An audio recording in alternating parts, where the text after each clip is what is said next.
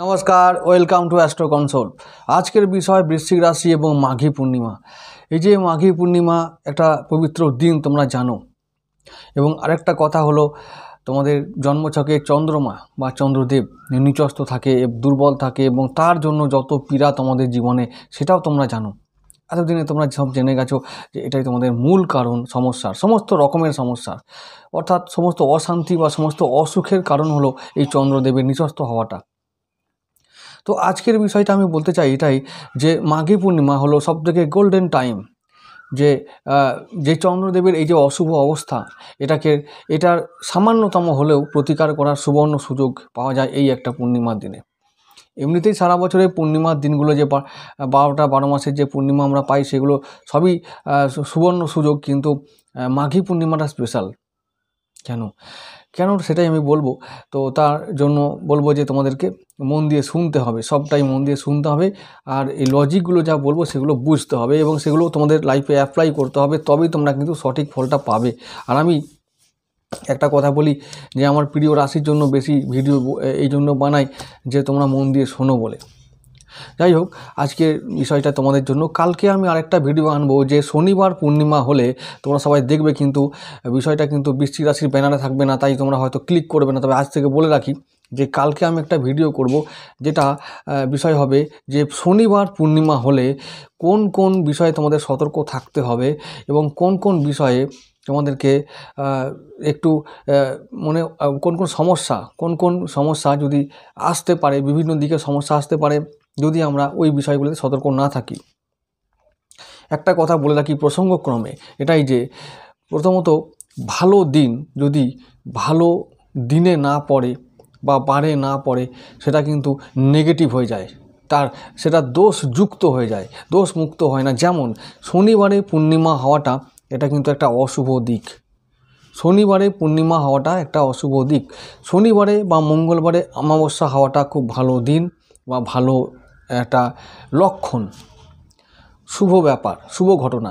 আর শনিবারে পূর্ণিমা হওয়াটা অশুভ লক্ষণ। পূর্ণিমা হবে শুধুমাত্র সোমবার এবং বৃহস্পতিবার, এই দুটো বারে হলে খুব শুভ ফল দেয়। এখন পড়ে গেছে, কি করা যাবে, এটা নিয়ম, এটা তো গণনার ফলে হয়, এতে কারো হাত নেই।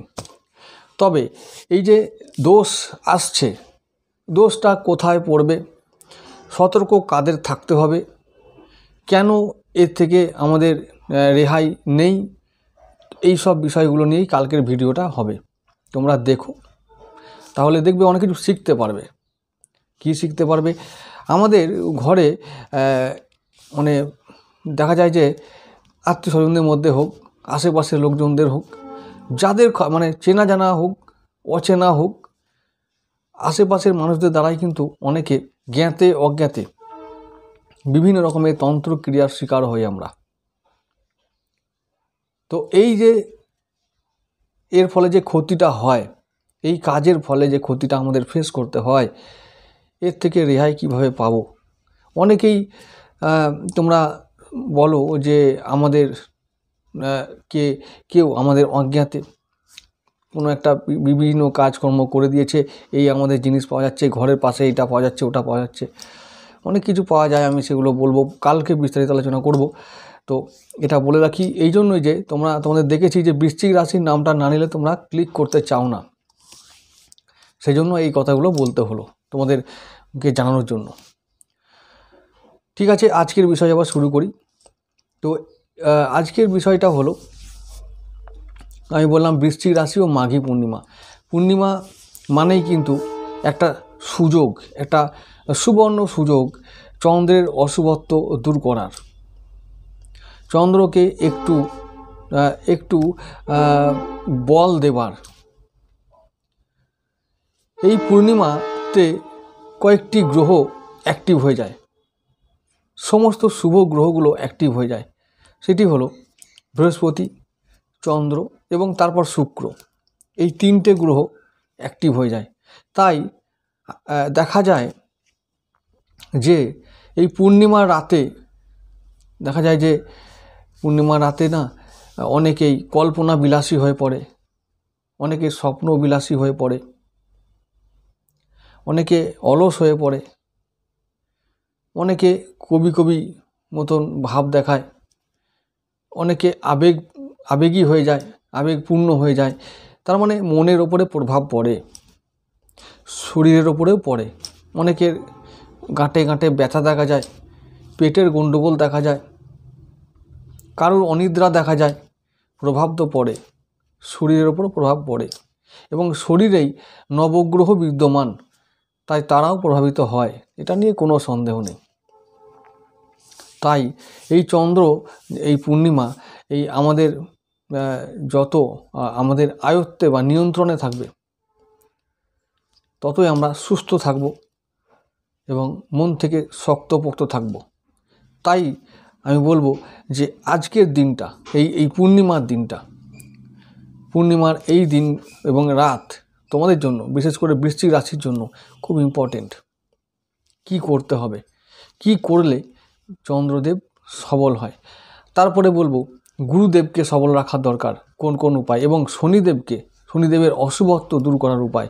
শুক্রদেবকে নিয়ে কোনো চিন্তা নেই, এই জন্যই যে তিনি শুভ, সবসময় শুভ গ্রহ শুভ ফল দেবে। এখন লগ্ন অনুযায়ী কারক না মারক সেটা বিচার করে আমাদের প্রতিকার দিতে হয় বা ব্যবস্থা নিতে হয়, সেটা অন্য কথা, কিন্তু জেনারেলি তিনি বিশেষ ক্ষতি করেন না। এবার আমি আসি আজকের আলোচনায়। চন্দ্রকে যদি আমরা যদি আমাদের নিয়ন্ত্রণে রাখতে চাই, তাহলে মনকে নিয়ন্ত্রণে রাখতে হবে, কারণ মনকে কন্ট্রোল করে চন্দ্র। মনকে নিয়ন্ত্রণে রাখার সবথেকে সোজা উপায় হলো মনোযোগ দেওয়া, মনকে ব্যস্ত রাখা, মনকে ব্যস্ত মানে কাজে ব্যস্ত রাখা। মনের মতন উদ্ভাবনী শক্তি আছে এমন কোনো বস্তু এই দুনিয়ায় দুটো নেই। মনই পারে কিছু সৃষ্টি করতে, আমাদের মন পারে কোনো কিছু ধ্বংস করতে। এই যে কিন্তু এমন একটা বিষয় মন, যে সে নিজের স্থিতি নয়, তার স্থিতি নেই। স্থিতি তাকে দিতে হবে, তাকে স্থিত করতে হবে, এটাই আমাদের সারা জীবনের চ্যালেঞ্জ। তো মনকে স্থির করতে হবে, এটা আমাদের ডিউটি, প্রথম ডিউটি, স্থির করতে হবে।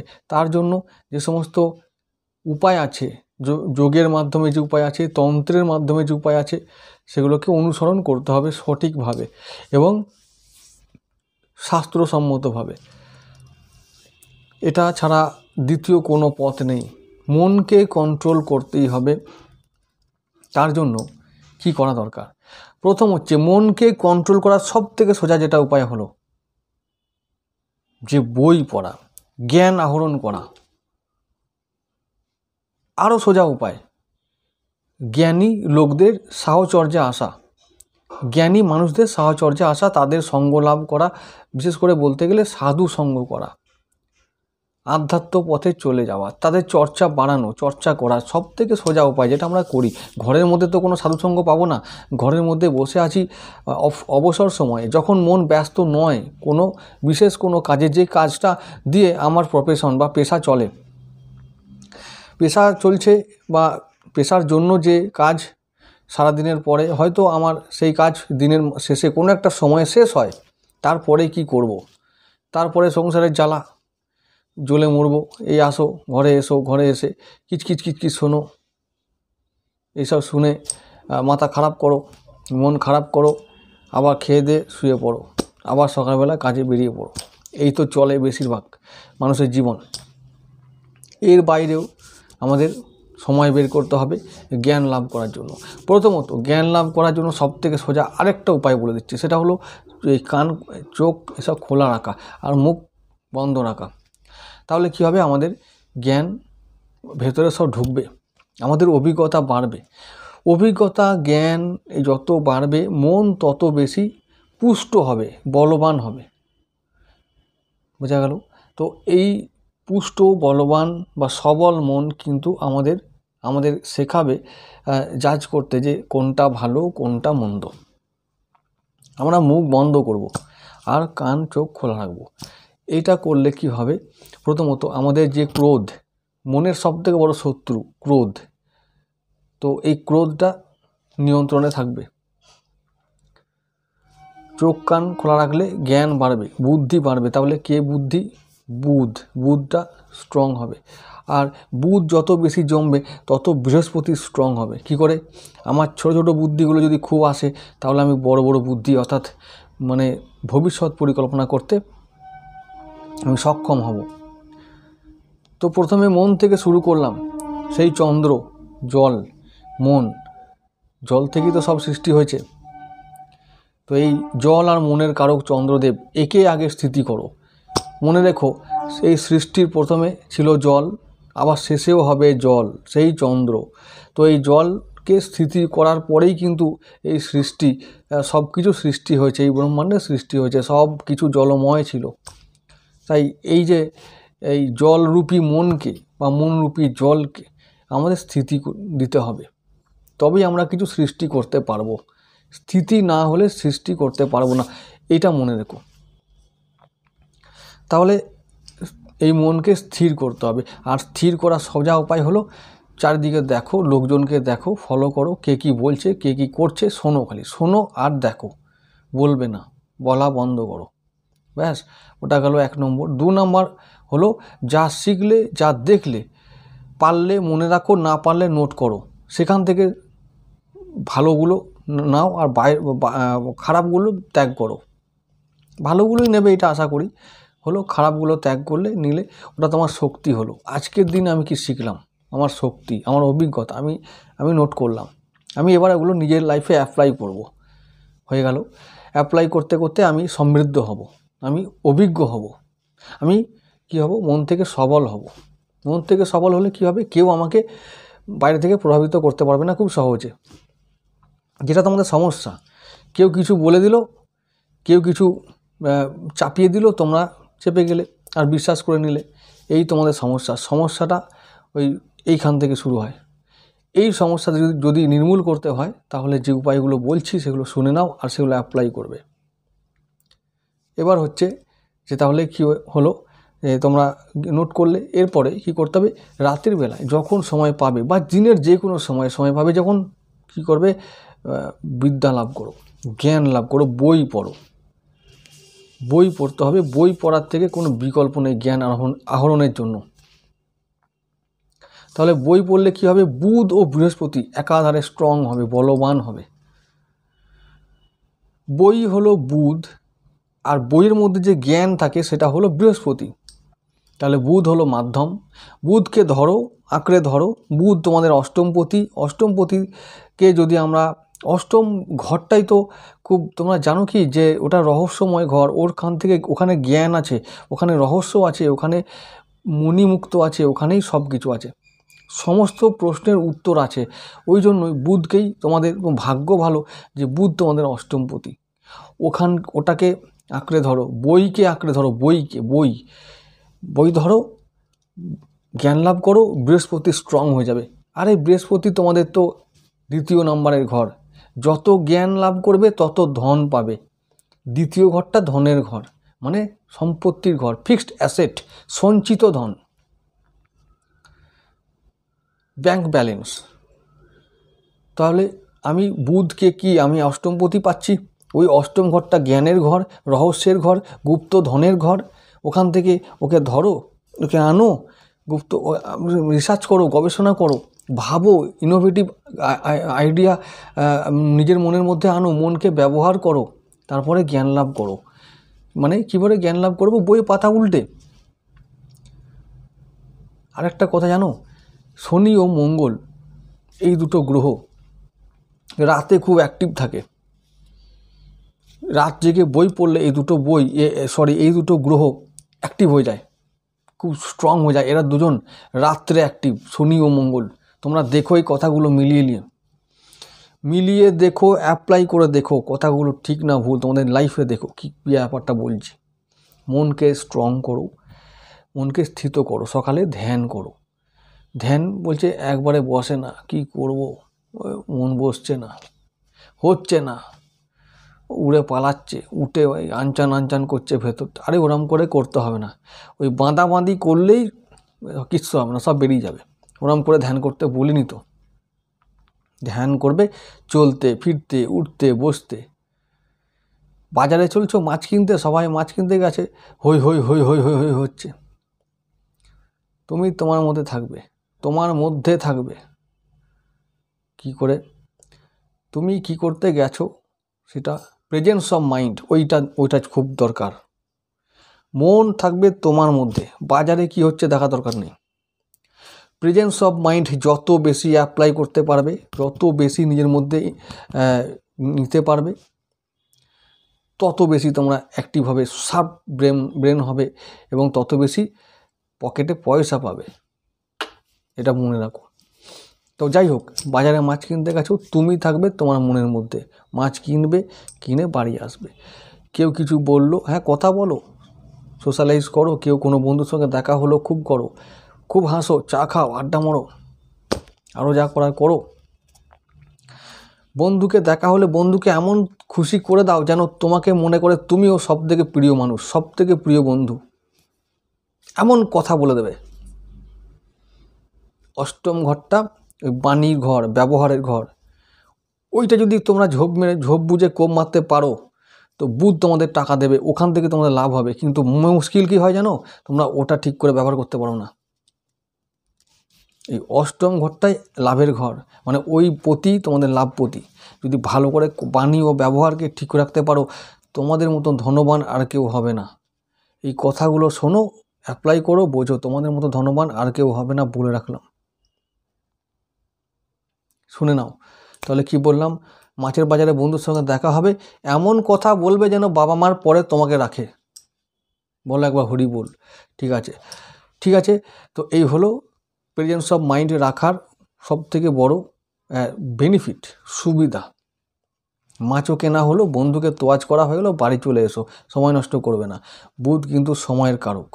তো আজকে আমি মাঘী পূর্ণিমা নিয়ে শুরু করেছিলাম না, হ্যাঁ হ্যাঁ আমি বলছি, সব আছে, মনে আছে।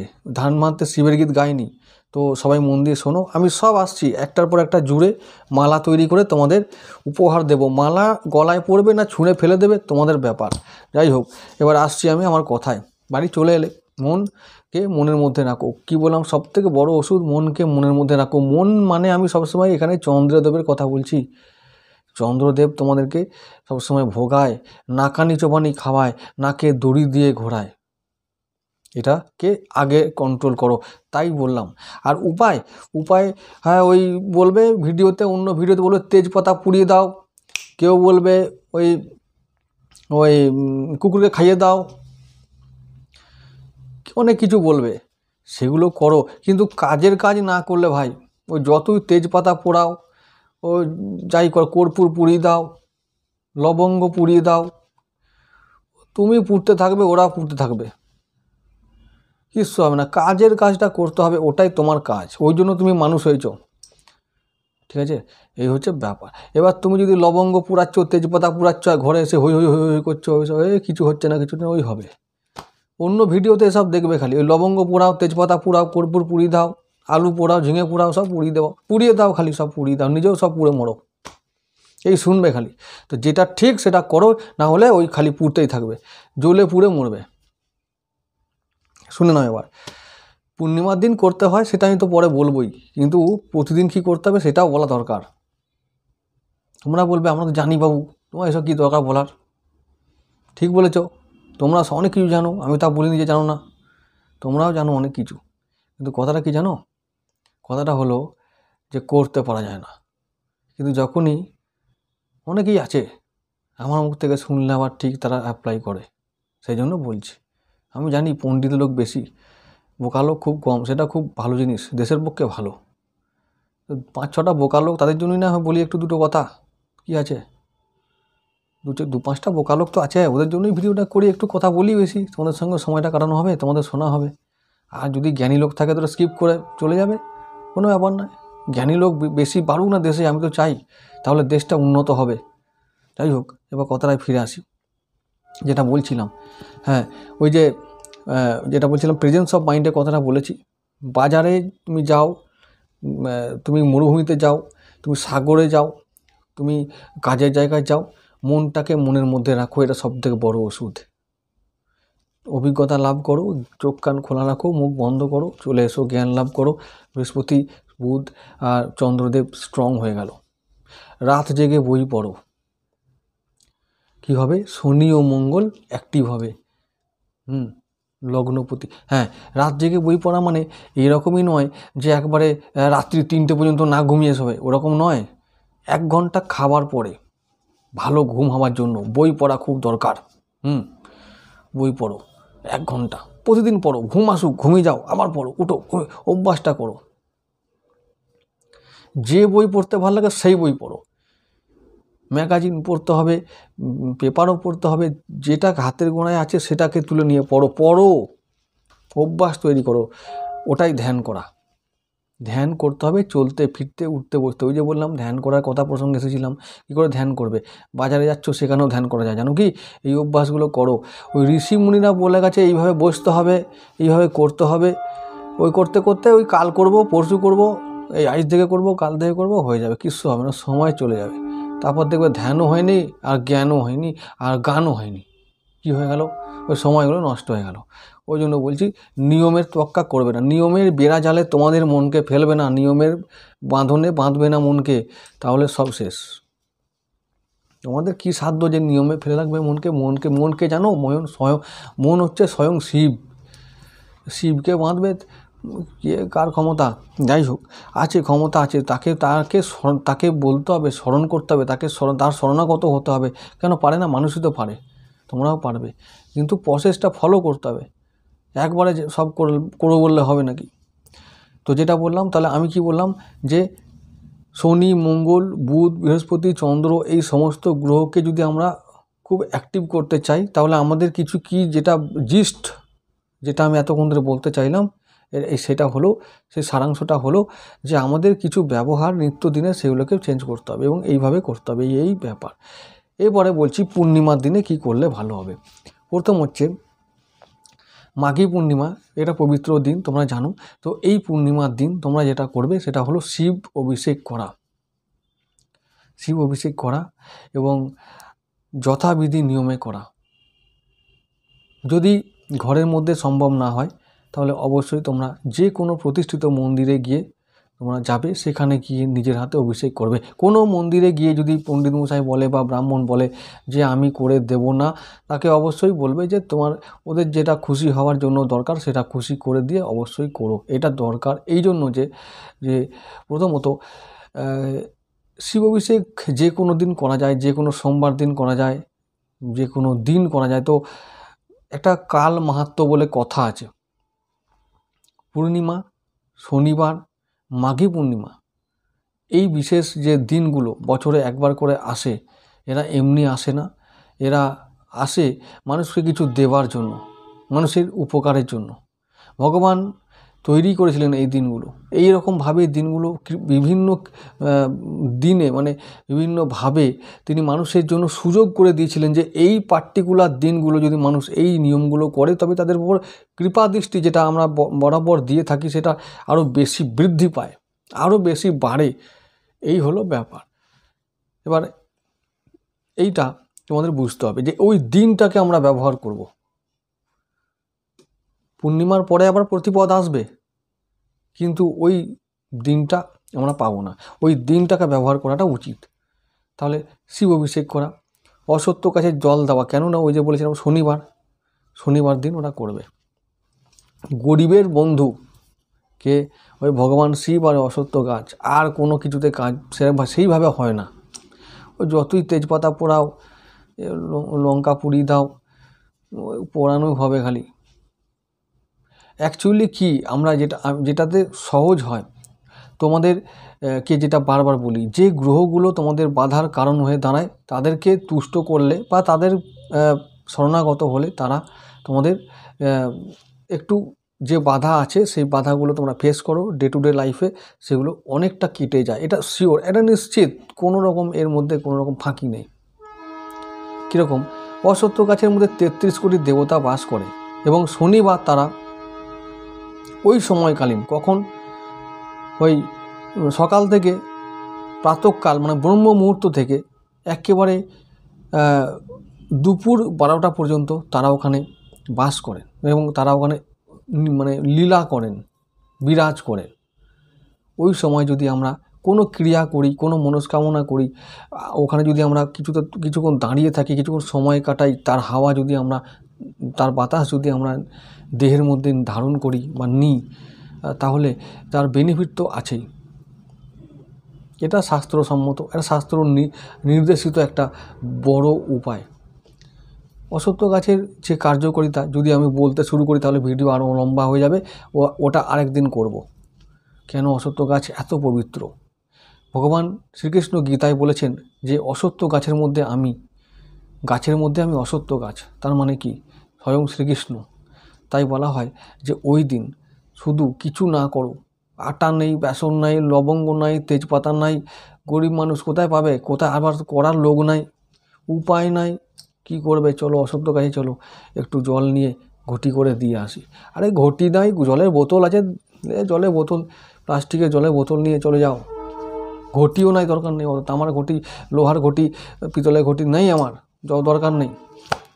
প্লাস্টিকে 10 টাকা জলের বোতল নিয়ে চলে যাও, ঢেলে দাও, গঙ্গার জল ঢেলে দাও, ব্যাস ওইটুকু করো, তাতেও অনেক কাজ হবে। হ্যাঁ, আবার একটা কথা বলি, যেটা বলছিলাম, সেই দিন আরেকটি কাজ করতে হবে, যেটা খুব দরকার।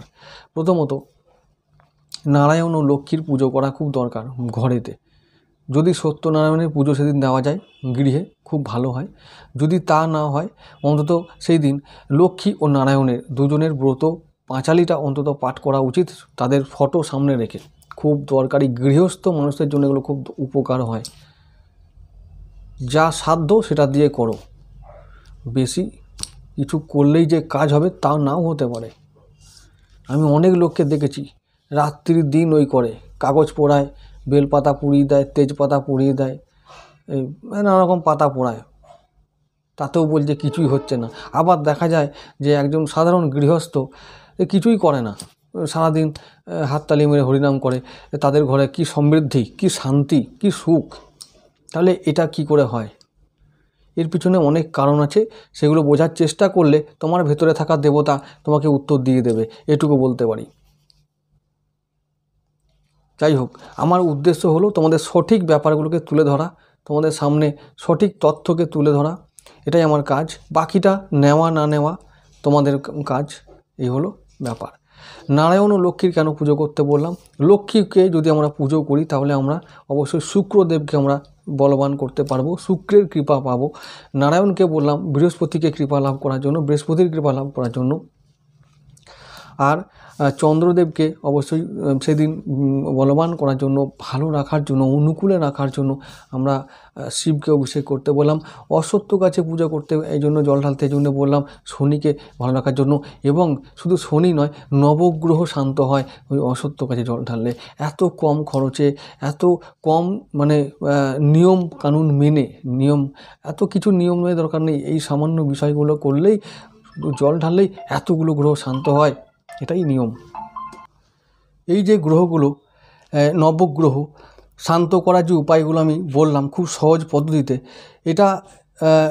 এটা কি বলবো, মানে ওই পূর্ণিমার দিন তো করা উচিতই।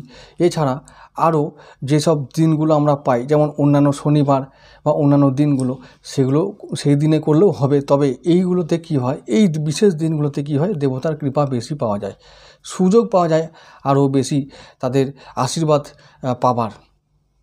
গৃহস্থে আমাদের মঙ্গল তখনই হয় যখন দেবতার কৃপা বা আশীর্বাদ আমাদের উপর বর্ষিত হয় বেশি মাত্রায়। তো এই হলো এই দিনগুলোর মাহাত্ম্য এবং এই দিনগুলোর পালন করার গুরুত্ব। আমাদের উদ্দেশ্য হলো জীবনকে সহজ ও সুন্দর করে তোলা, এবং এই সহজ ও সুন্দর করে তোলার পিছনে যারা বাধা হয়ে দাঁড়ায় তাদেরকে শান্ত করা এবং সেই বাধাগুলোকে দূর করা। উপায় যাই হোক, নিয়মকানুন যাই হোক, সেটা সহজ হওয়া উচিত এবং সেটা বিজ্ঞানসম্মত হওয়া উচিত এবং সেটা অবশ্যই জ্যোতিষ নিয়মে শাস্ত্রসম্মত হওয়া উচিত। ব্যাস এটাই মনে রেখো। হ্যাঁ, অনেকেই বলবে যে এটা ওটা করলে এটা হয়, আমি সে তর্কে যাব না, আমি সেই ব্যাপার নিয়ে কিছু বলতে যাব না। আর তোমাদের মন, তোমরা যা খুশি করো, তোমরা যেটা বিচার মনে করবে, তোমরা যে ভালো মনে করবে সেটা করতেই পারো। তবে আমি যেটা বলবো যে সেটা হলো যে শাস্ত্র মতে খুব সহজ উপায়ে একটি গরিব মানুষও যেটা খুব সহজভাবে করতে পারে সেই সমস্ত উপায় এগুলো আমি বলে দিলাম। আরেকটা কথা আছে, এই পূর্ণিমা আমি বললাম যে আগে বলেছি যে শনিবার পড়েছে, এটা খুব অশুভ একটা সময়, অশুভ একটা দিন। শনিবার পূর্ণিমা এটা অশুভ, তাই বলছি অশুভত্বকে কাটাতে গেলে দেবতার কৃপা পাওয়াটা খুব দরকার। যাই হোক, তো তোমরা আশা করি আজকের এই ভিডিওগুলো দেখে, ভিডিওটা দেখে বা এই কথাগুলো শুনে চেষ্টা করবে যে এগুলো করার। অন্তত যেগুলো বললাম যে ডে টু ডে লাইফে কীভাবে হ্যাবিট চেঞ্জ করে আমরা আমাদের গ্রহগুলোকে নিয়ন্ত্রণে রাখতে পারি, সেই উপায় যেটা আমি বললাম এতক্ষণ, সেটা তোমরা করে চেষ্টা করবে এবং এই পূর্ণিমার দিনটাকে সঠিক উপায়গুলোকে ফলো করে নিজেদের ভেতরে থাকা গ্রহগুলোকে শান্ত রাখতে পারবে। এটা সহজ উপায় ছিল, ব্যাস বাকিটা তার ইচ্ছা। আজকে এটুকু থাক।